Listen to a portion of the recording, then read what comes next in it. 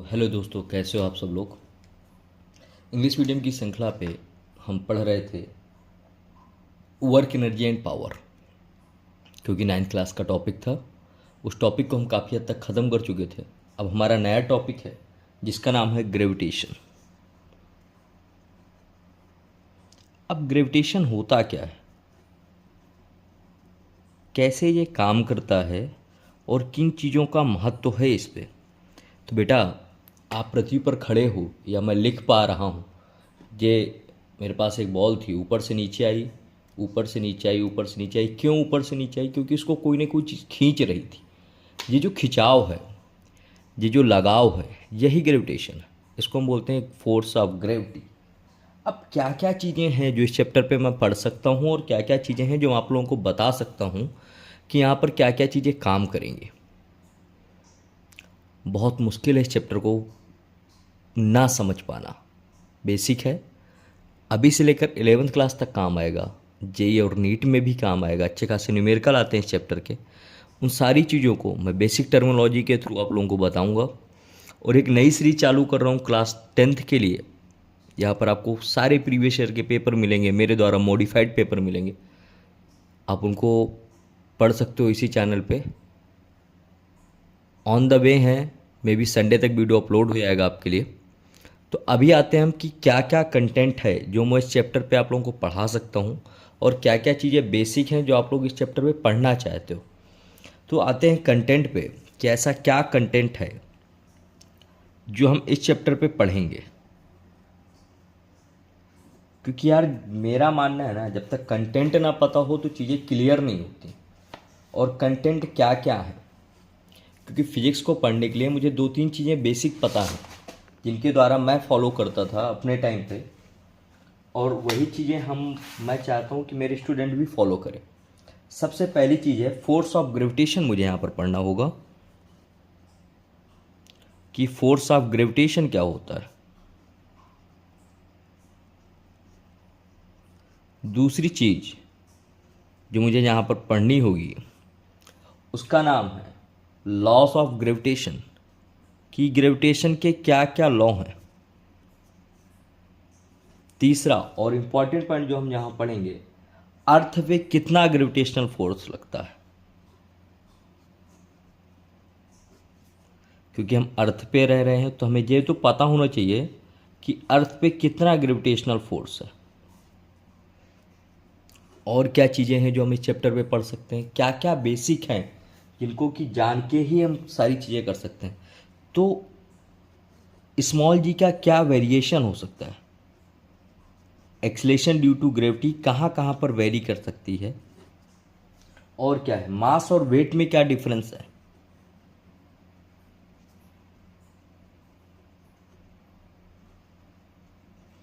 ये जो कंटेंट मैं लिखता हूँ ना, इसको एज ए समरी आप पढ़ सकते हो कि इस चैप्टर की क्या क्या समरी है। इक्वेशन ऑफ मोशन क्या होंगे, क्योंकि इक्वेशन ऑफ मोशन आप पढ़ तो चुके हो, पर equation of motion for freely falling body के लिए क्या क्या होंगे, जो बॉडी फ्रीली गिर रही है उसके लिए क्या क्या होंगे इक्वेशन ऑफ मोशन, ये भी जानना जरूरी है। तो ये हमारा इस चैप्टर का कंटेंट है कि इस चैप्टर में हम क्या क्या चीज़ें पढ़ेंगे और किन किन चीज़ों पे हम बेसिकली इस चैप्टर पे काम करेंगे। तो सबसे पहले तो ये चीज़ आती है कि फोर्स ऑफ ग्रेविटेशन क्या होता है। फोर्स ऑफ ग्रेविटेशन क्या है,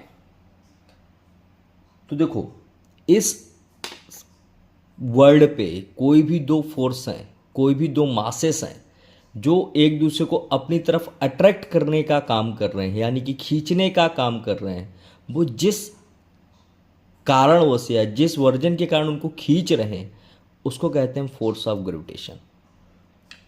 any two particle in the universe attract each other, any two particle in the universe attract each other is known as force of gravitation.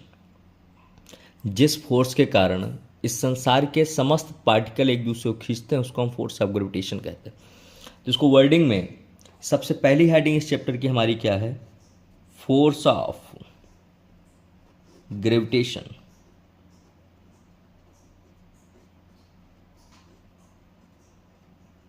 क्या होता है फोर्स ऑफ ग्रेविटेशन? मैंने बताया कि कोई भी दो ऑब्जेक्ट जो एक दूसरे को अपनी तरफ खींचते हैं यूनिवर्स में, वो जिस फोर्स के कारण करते हैं उसको हम कहते हैं force of gravitation. Any two particle in the universe, क्या पढ़ोगे आप इसको तो लिखोगे कैसे? Any two particles in the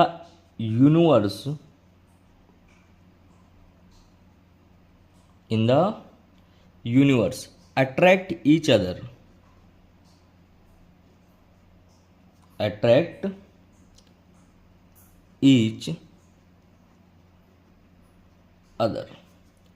this force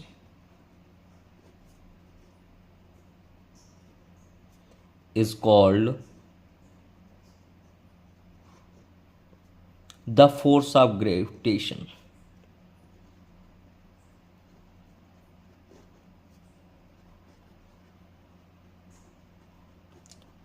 तो क्या हुआ? Any two particle attracts each other, the force between them is known as force of gravitation. इसको किसने दिया था? तो this concept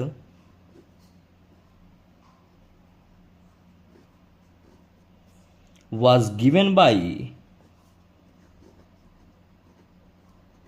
Newton.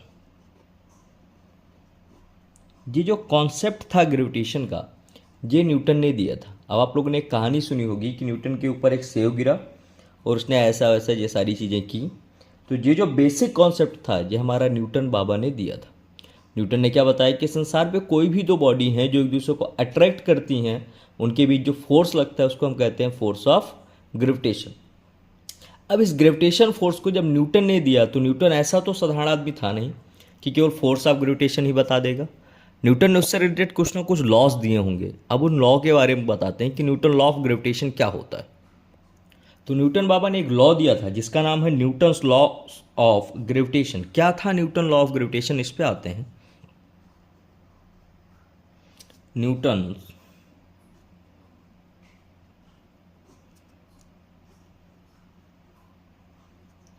Law of gravitation.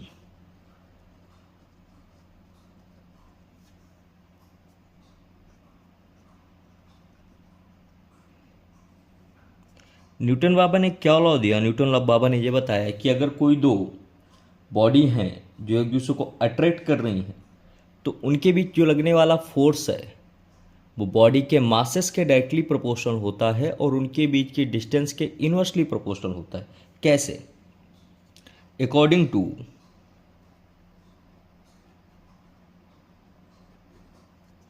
Newton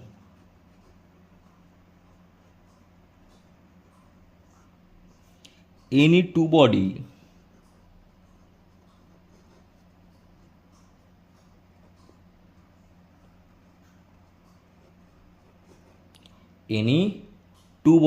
in the universe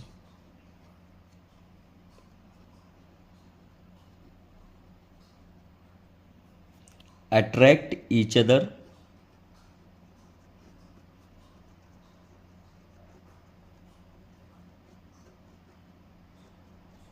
क्या करती हैं? एक दूसरे को अट्रैक्ट करती हैं with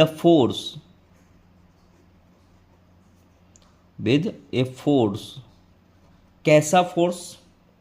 directly proportional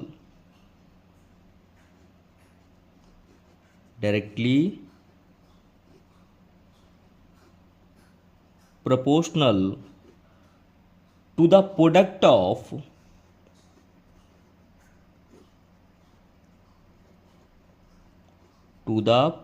of their masses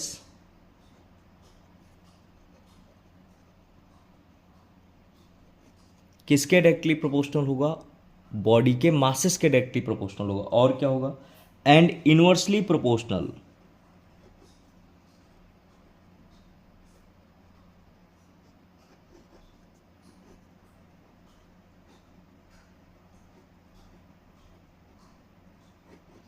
and inversely proportional to the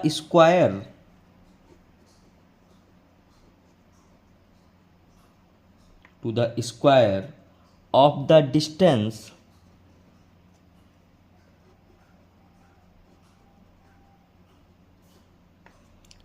between them.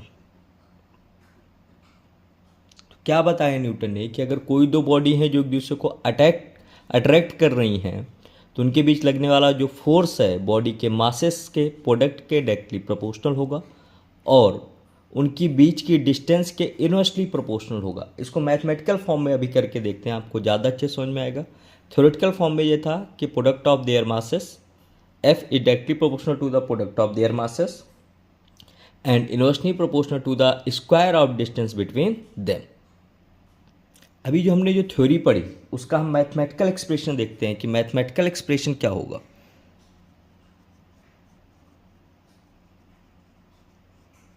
Mathematical expression, इसको मैथमेटिकल फॉर्म में हम कैसे कन्वर्ट कर सकते हैं।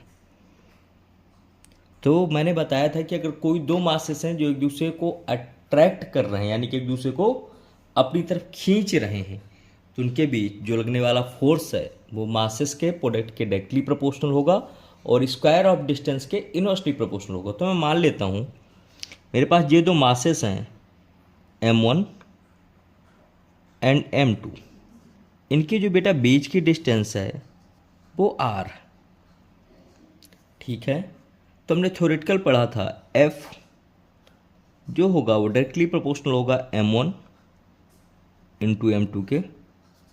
इसको मान लेते हैं equation number first, F is inversely proportional to the square of distance between them.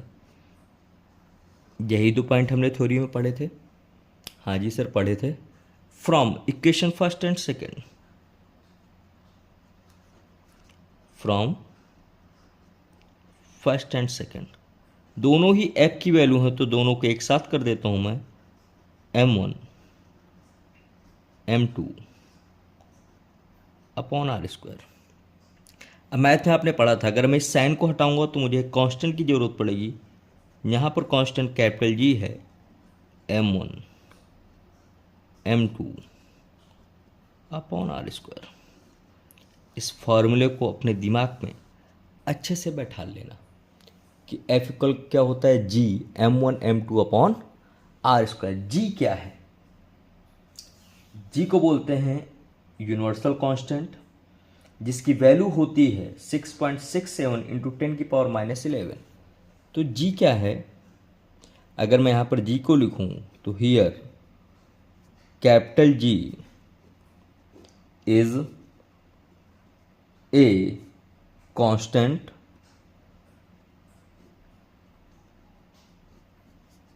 known as universal constant.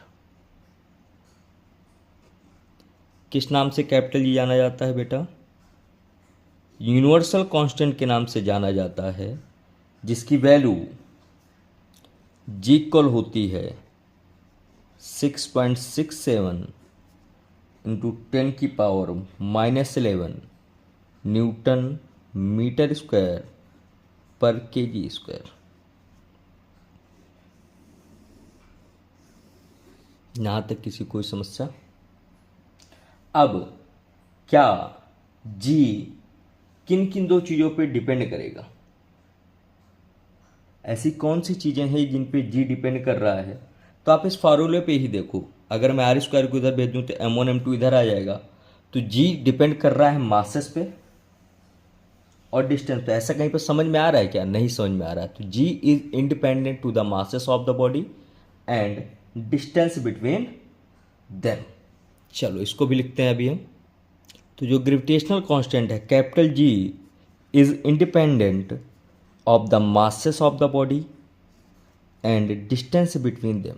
किसके इंडिपेंडेंट है? मासेस के और डिस्टेंस के।